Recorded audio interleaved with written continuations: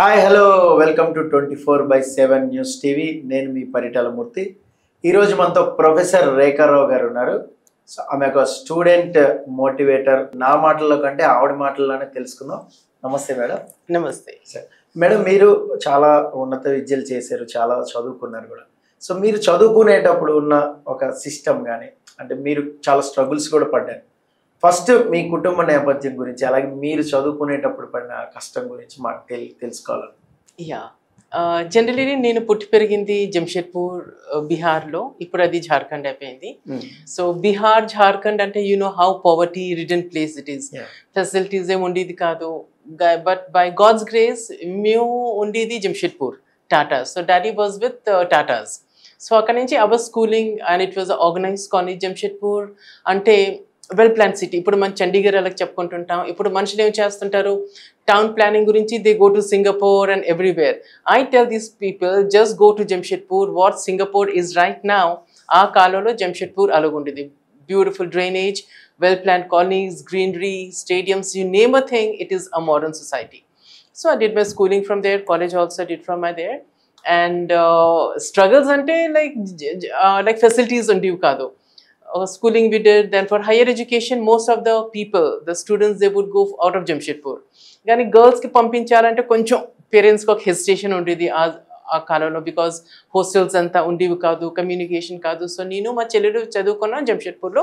But they were excellent schools and all. And అక్కడ నుంచి I got an opportunity to be in NCC, rock climbing, mountaineering. So the best, మా టైంలో best opportunities I got it, I grabbed it. Whatever is the era, you cannot, the opportunities will not come to you. Meer velli grab cheyali, you have to wait for the opportunities, and sometimes you have to create opportunities. And that is what I did with the support of my family, my teachers and everyone. Yes. ఇప్పుడు మీరు చాలా చదువుకున్నారు, మీ qualification కూడా చాలా high. So ఈ చదువు మీద మీకు ఆ ఇంట్రెస్ట్ అనేది ఎప్పుడు కలిగింది? Generally what happens, there's something called individual difference.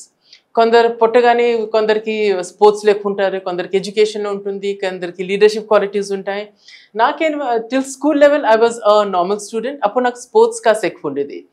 Then again, after doing my B.Ed college, there was a big transition in my personality, because the father of my college, Laila College Education, Jamshedpur lo unnadi, he was an American principal. So American education system anta maaku Laila College lone create chesaru. Okay. So talking on the stage or everything, schools lo okay, there no doubt they were good schools, gan appudu public speaking ivanni anta undivu kaadu. So ఎప్పుడైనా చిన్న మా కాలంలో radio ఎక్కువ ఉండేది. Then Doordarshan was there.